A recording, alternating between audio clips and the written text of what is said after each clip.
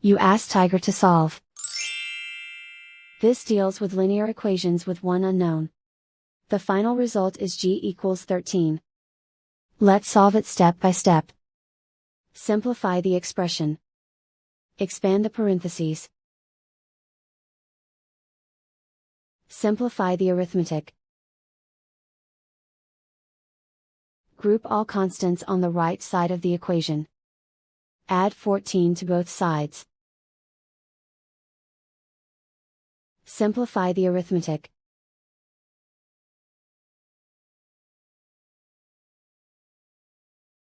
Isolate the g. Divide both sides by 2. Simplify the fraction.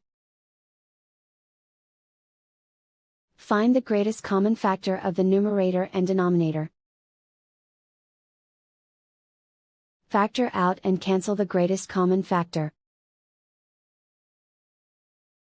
And so the final result is g equals 13.